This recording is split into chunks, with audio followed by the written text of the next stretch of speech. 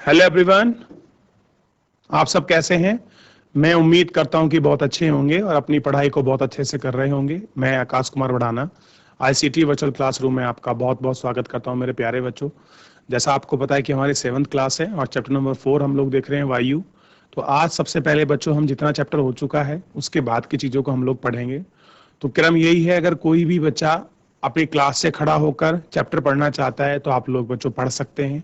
कोई भी स्कूल का कोई भी बच्चा, अगर कोई है ऐसा वॉलेंटरी बच्चा जो आपका चैप्टर पढ़ना चाहता है तो माइक को ऑन करें, हम सिस्टम को से आपको अनम्यूट कर देंगे और आप लोग अपने चैप्टर को पढ़ सकते हैं।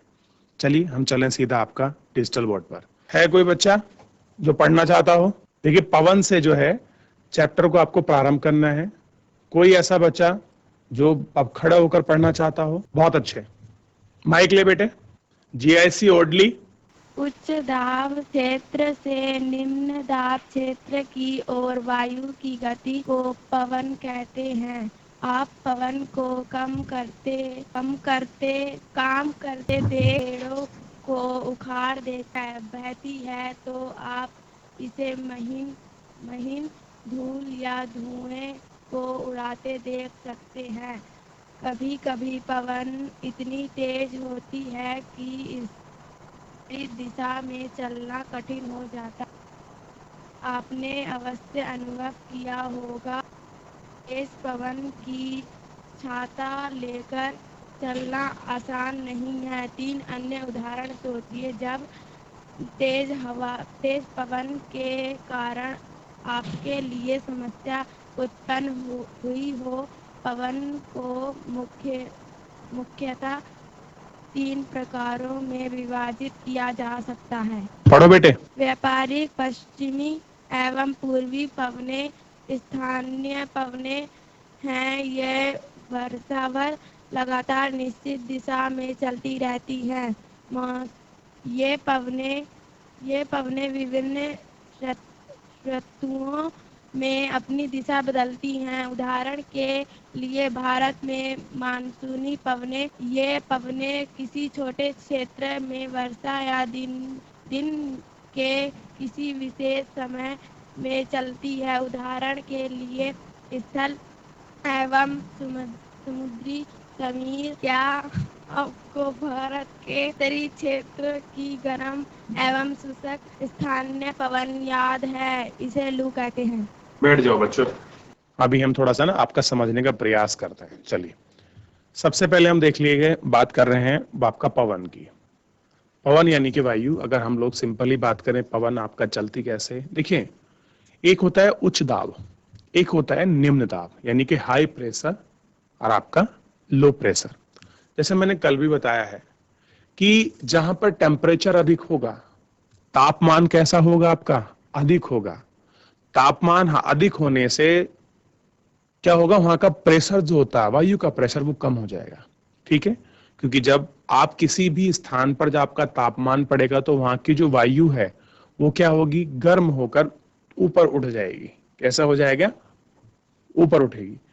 और दूसरा, जहां पर तापमान ज्यादा होगा तो वहां क्या होगा? आपका निम्न प्रेशर। लेकिन कोई स्थान ऐसा मिलेगा जहां पर आपका तापमान कम होगा और वहां प्रेशर ज्यादा होगा।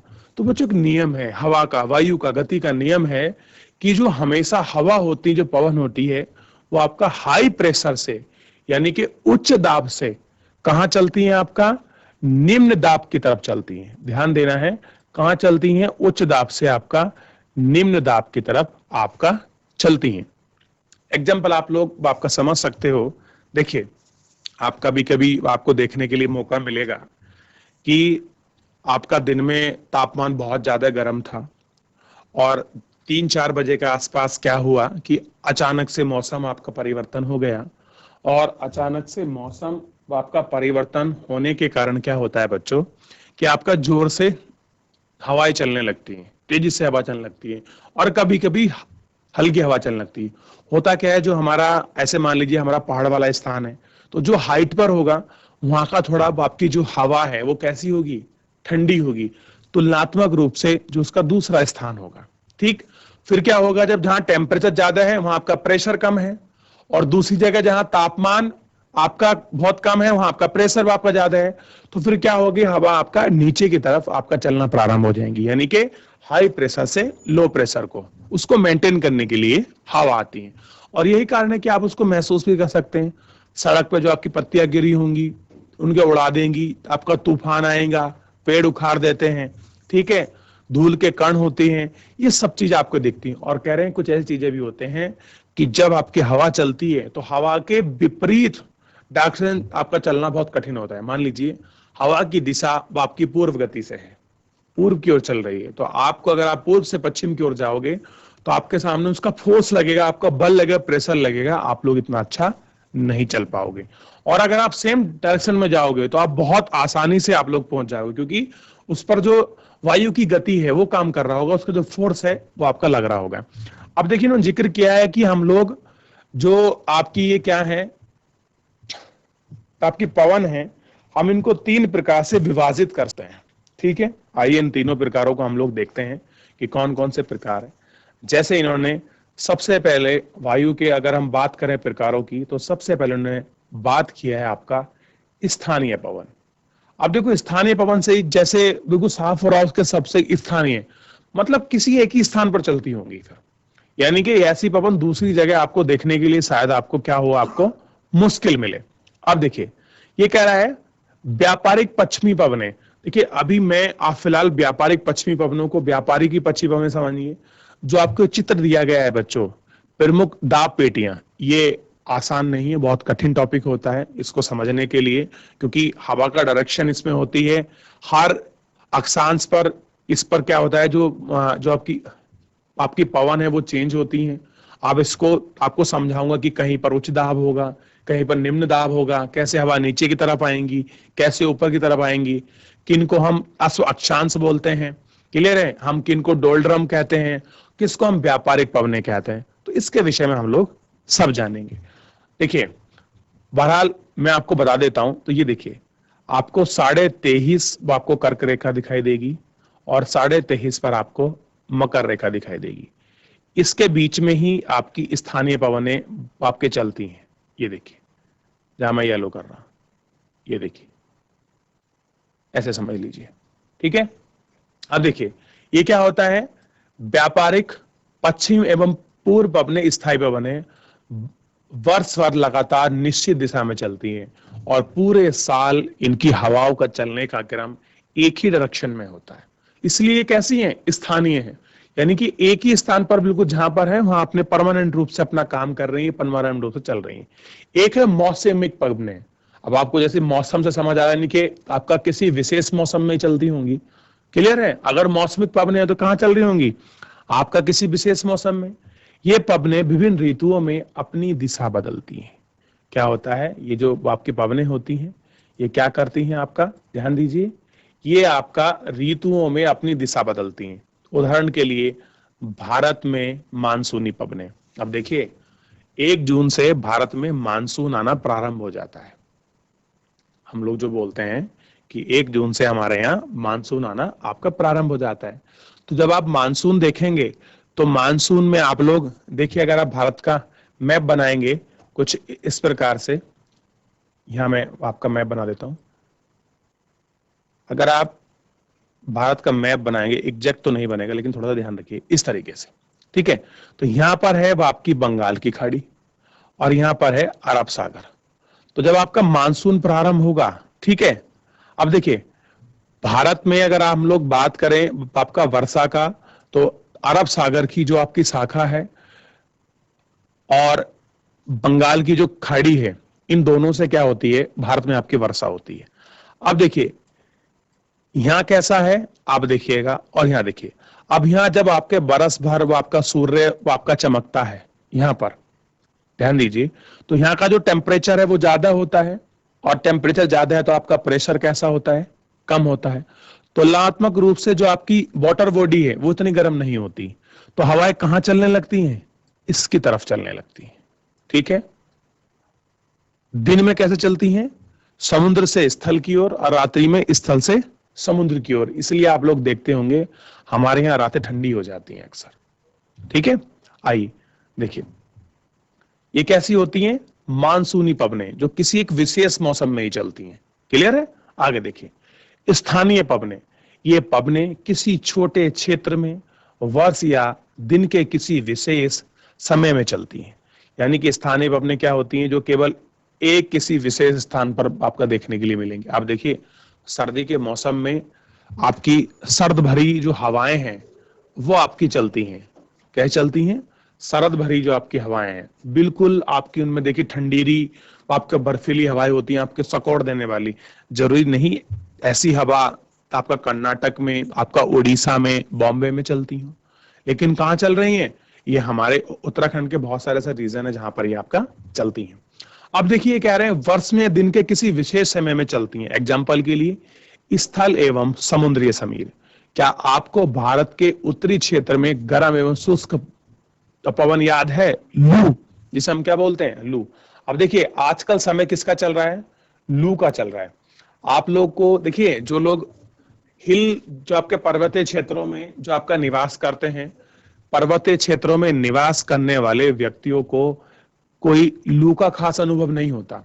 लेकिन जो लोग आपके मैदानी क्षेत्र में निवास करते हैं, क्लियर है, जैसे आपका रुद्रपुर होगा, हरिद्वार हुआ, देहरादून का कुछ पार्ट हुआ, हरिद्वार, इस वाले जो आपके रीजन है, ये जो आपका प्लेन वाला रीजन है, वहां आपको स्पष्ट दिखाई देगा कि आप देखिए इस मौसम में आप देखें गरम गरम आपकी हवाएं चलती हैं। और देखिए हर स्थान पर अपनी एक लोकल हवा है। ठीक, तो हम उन्हें क्या बोलते हैं? आपका हम इस गर्म हवा को जो जो आपका वर्तमान समय में चल रही है एक विशेष मौसम में, तो हम इसको लू कहते हैं। क्या और कैसी होती है? शुष्क होती है, इसमें नमी नहीं होती। कैसी होती है? शुष्क होती है। ठीक है, और हम लोग इसलिए तो बोलते हैं कि आप लोग धूप में मत निकलिए, लू लग जाएगी। और हमें पानी बहुत अधिक आपका पीना होता है। क्यों बोलते हैं? हम इसलिए ही बोलते हैं क्योंकि वो शुष्क होती है, इस कारण। ठीक, चलिए थोड़ा सा और चीजें हैं इसमें हम लोग पढ़ेंगे। अब देखिए ये जो आपका डॉल ड्रम वगैरह जो आपका बना हुआ है कि उच्च दाब निम्न दाब जो आपकी पेटियां हैं, इसे मैं समझाऊंगा, लेकिन मैं थोड़ा लास्ट का पर्पज है क्योंकि इसको समझने के लिए मैं आपको प्रॉपर डिजिटल बोर्ड पर हैंडराइटिंग करके पहले कर्क रेखा मकर रेखा का निर्धारण बताऊंगा। फिर उसमें आपको 6 क्लास का जो आपका सूर्य शिफ्टिंग वाला है कि हर 6 महीने में कैसा प्रेशर, कैसे सूर्य आपका शिफ्ट होता है कर्क रेखा मकर रेखा पर, वो शिफ्टिंग आपको पता होनी चाहिए। क्लियर है? और फिर हम लोग ये देखेंगे कि 30 से 35 के बीच की जो अक्षांश है हम उनको अक्षांशी क्यों बोलते हैं। क्लियर है? ये हम लोग देखेंगे। फिर आपका जो आपका देखेंगे 35 से और 60 के बीच की जो आपकी हवाएं हैं वो एक आपके कंटिन्यूस स्पीड में क्यों चलती हैं, ये सब चीजें हम लोग समझेंगे। ठीक है, अभी हम लोग क्या करते हैं, फिलहाल एक बार थोड़ा सा एक हमको टैग ब्रैकेट मिला इसको पढ़ लेते हैं। कहते हैं आपका चक्रवात, इसको समझिए। और कह रहे हैं प्राकृतिक आवेश। चक्रवात को समझिए, क्या होता है चक्रवात? भारत के पूर्वी समुद्री तट पर स्थित उड़ीसा में बंगाल की खाड़ी से उठने वाले चक्रवातों का खतरा बना रहता है। देखिए सबसे पहले आप लोग समझिए, अगर मैं आपका नक्शा बनाऊं तो ये रही आपकी बंगाल की खाड़ी और ये रहा आपका उड़ीसा। ऐसे समझिए, आप मैप में भी देख सकते हैं, ये क्या है आपका उड़ीसा। अब बिल्कुल उसके पास में ही है। तो जो आपके चक्रवात, जो आपके तूफान समुद्र में उठेंगे तो वो कहां चलेंगे? आपका वाटर बॉडी से आपका जल से कहां चलेंगे? स्थल की तरफ ये बढ़ते हैं। और जो उसके तटवर्तीय क्षेत्र होते हैं, यानी कि जहां पर आपका तूफान आ रहा है, चक्रवात आ रहा है, जो उसके आपके कोस्टल वाले जो आपके क्षेत्र होते हैं वो उनको क्या करते हैं? आपका प्रभावित करते हैं। इसलिए देख लीजिए उड़ीसा, केरल, कर्नाटक, महाराष्ट्र और बहुत ऐसे राज्य हैं, तो आपके तमिलनाडु, जो क्या होते हैं इनसे आपके प्रभावित होते हैं। और कभी कभी आपने सुना होगा अंडमान निकोबार में बहुत तकड़ी बारिश हुई, बहुत तकड़ा तूफान आया। ठीक है, तो ये सारी चीजें आपकी होती रहती हैं। अब देखिए थोड़ा सा आगे चलते हैं, समझते हैं चीजें। कहां से उठते हैं? बंगाल की खाड़ी से। अब देखिए ऐसा नहीं केवल बंगाली खाड़ी से उठते, नहीं, अरब सागर से भी बहुत सारे तूफान उठते हैं। ठीक, अरब सागर थोड़ा बंगाली खाड़ी में इनका स्पीड ज्यादा हो जाती है। देखिए 17-18 अक्टूबर 1999 को 5 जिलों में चक्रवात आया। 29 अक्टूबर 1999 को एक अन्य महाचक्रवात आया, यानी कि एक बहुत बड़ा, इसलिए क्या लगा दिया उसको, महाचक्रवात, जिसने राज्य के एक बड़े भाग में आपकी तबाही मचाई। मुख्यतः पवन का वेग, वर्षा, ज्वारीय प्रकोष्ठ से हानि हुई। देखिए, और 260 किलोमीटर प्रति घंटा तक के वेग से पवन 36 घंटे से भी ज्यादा चलती है, यानी कि जो पवन की गति थी वो क्या थी, 260 किलोमीटर प्रति घंटा, और ऐसी हवा लगभग 36 घंटे से भी ज्यादा, यानी कि कंटिन्यू चली। आप सोचिए, जिस वायु की गति 260 किलोमीटर प्रति घंटा हो और 36 घंटे चले, तो सोचिए आपका तूफान जिधर को निकलेगा पूरा सर्वनाश करता हुआ चला जाएगा। अब जब आपका हवा निकलेगी तो अपने साथ क्या लाएगी, तबाही, पेड़ों को आपको उखाड़ते चली जाएगी, वर्षा लाएगी, ठीक है, और आपका वर्षा के साथ आपका बारिश बहुत तेज होगी, हवा बहुत तेजी से चलेगी, तो पेड़ पौधे, जनमानस की हानि होगी और जल का भराव होगा। ठीक, तीव्र गति वाली इस पवन ने पेड़ों को उखाड़ दिया और जो घर थे कच्चे घरों को क्या करा बच्चों, उनको नष्ट कर दिया। अनेक औद्योगिक भवन तथा अन्य घरों की छत भी उखड़ गई। विद्युत आपूर्ति एवं टेलीफोन लाइन पूरी तरह आपके कट गई। अब देखिए, जो आपके बिजली के खंभे होते हैं, जिनको हम लोग क्या बोलते हैं, विद्युत लाइन, जो आपके टेलीफोन की लाइन थी, वो सब क्या हो गई, क्षतिग्रस्त होगी, टूट गई। क्योंकि जब 260 किलोमीटर प्रति घंटा की स्पीड से आपकी हवा चल रही है बच्चों, तो आप सोच सकते हैं कि इतनी तखड़ी गति से चलने पर जो उसके सामने आएगा उनको सबको वो अपने साथ तोड़ती फोड़ती ले जाएगी। चक्रवात के फलस्वरूप लगातार 3 दिन तक भारी वर्षा होती रही। इस वर्षा के कारण उड़ीसा के प्रमुख नदियों में बाढ़ आ गई। चक्रवातीय पवनों के कारण उठी ज्वारीय तरंग स्थल पर 20 किलोमीटर तक आ गई, और कह रहे हैं कि जो ज्वारीय तरंग चली थी वो कहां तक आ गई, आपका 20 किलोमीटर तक आपकी आ गई, और फलस्वरूप तटीय क्षेत्रों में भयानक तबाही हुई। कैसी हुई, आपका जो आपका तटीय क्षेत्र थे उनमें भयानक आपकी तबाही हुई। अचानक 10 से 15 मीटर ऊंची ज्वार है। ज्वार देखते हो बच्चों आप, जो समुद्रों में जो आपकी हवा, पानी जो हवा में उड़ता है ऊपर, आप समझिए ऐसे जो पानी खड़ा होता है, उसको हम लोग क्या बोलते हैं, आपका ज्वार कहते हैं, ज्वार भाटा। उड़ते हुए पानी को ज्वार और नीचे गिरते हुए को भाटा कहते हैं। कह रहे कि 7 से 10 मीटर ऊंची थी। तो आप सोच सकते हैं कि कितनी बड़ी तबाही होगी, जिसके कारण खाड़ी धान की पूरी तरह नस्ल, जो फसल थी आपकी, नष्ट हो गई। यानी कि जो खाड़ी का रीजन था उसके पास में जो धान की खेती होती है, आप लोग देखेंगे तमिलनाडु, उड़ीसा वगैरह में, आंध्र प्रदेश में क्या होता है, धान की बहुत बड़ी खेती होती है। क्लियर है, वो क्या हो गई, पूरी इस आपके चक्रवात की वजह से आपका नष्ट हो गई। 25 अक्टूबर 1999 को पूर्वी पोर्ट ब्लेयर के निकट थाईलैंड की खाड़ी में अवदाब के कारण चक्रवात उत्पन्न हुआ और धीरे धीरे उत्तर पश्चिम दिशा की ओर बढ़ा। गहन होकर इसने महाचक्रवात का रूप धारण कर लिया। 29 अक्टूबर की सुबह 10:30 बजे उड़ीसा के एरेसामा और बालीकुंडा के बीच क्षेत्रों को प्रभावित किया। इस महाचक्रवात ने भुवनेश्वर, कटक और 28 तटीय नगरों सहित उड़ीसा के पूरे तट को बर्बाद कर दिया। इससे लगभग 130 लाख लोग आपके प्रभावित हुए। बड़ी संख्या में पशुओं की मौत हो गई। धन, सब्जी, फलों की, खड़ी फसलों का भारी नुकसान हुआ। ज्वारीय प्रकोष्ठ से उत्पन्न हुई आपकी लवणता के कारण कृषि योग्य भूमि अनुपज हो गई। साल, सागवान एवं बांस के बागान वाले विशाल भू क्षेत्र नष्ट हो गए। पारादीप एवं कोंकण के बीच स्थित मैंग्रोव के जंगल लुप्त हो गए। यानी कि आप देखिए, एक चक्रवात ने कितनी बड़ी तबाही मचाई। 28 नगरों को प्रभावित किया। 130 से 1,30,000 से लोग अधिक प्रभावित हुए। कितने पशु मरे, पेड़ पौधे, भूमि आपकी बंजर हो गई। तो कितना बड़ा, और मैंग्रोव वन जो है साथ में आपका बर्बाद हुआ। यह आपको समझना चाहिए कि कितनी बड़ी इनने आपकी समस्या हुई, और इस समस्या का जो आपका समाधान हमारे पास कोई नहीं था। ठीक है, ये आपको थोड़ा सा ध्यान दे और इसको समझना है। तो इसको देखिए किस तरह से आपका प्रभावित हुआ है। थोड़ा सा एक बार बच्चों क्या करें आप लोग, ये 2 चित्र आपको दिए गए हैं, चक्रवातीय वर्षा। देखिए, आप इनको हल्का ना समझे टॉपिकों को, बहुत अपने आप में कठिन टॉपिक होते हैं, क्योंकि चक्रवातीय वर्षा समझना, और उसके बाद आपका पर्वतीय वर्षा समझना, और उसके बाद संवहनीय वर्षा समझना, तीनों जो है आपके वर्षा के प्रकार हैं।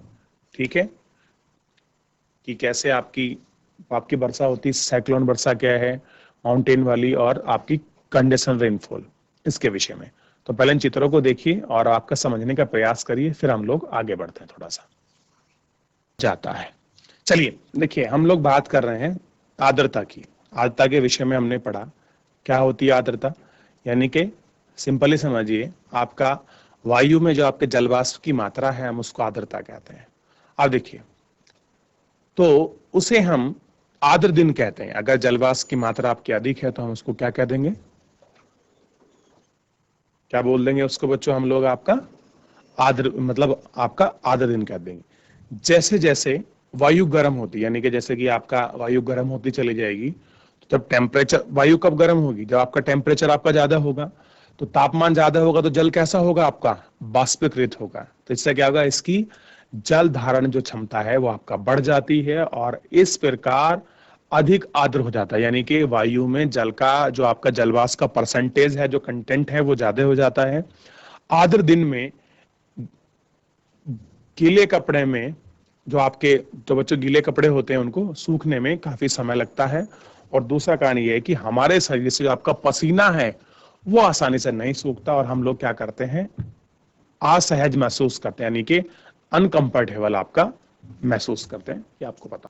तो आज बच्चों हम लोग जो है आर्द्रता के विषय में इतना ही पढ़ेंगे, क्योंकि शेष जो है अभी जो आपका चैप्टर बचा उसको हम लोग आपका नेक्स्ट लेक्चर में देखेंगे। और ये सारी चीजें मैं आपको बताऊंगा, आप लोग अच्छे से पढ़ते रहिए इसी तरह से, और अपना रिवीजन करते रहिए। कोई भी डाउट बनता है तो आप मुझसे पूछ सकते हैं। तो बच्चों आज के लिए फिलहाल इतना ही, मिलते हैं नेक्स्ट लेक्चर में। तब तक अपना ध्यान रखिए, स्वस्थ रहिए, अपनी पढ़ाई को बहुत अच्छे से करते रहिए। मुझसे जुड़ने के लिए आपका बहुत बहुत धन्यवाद।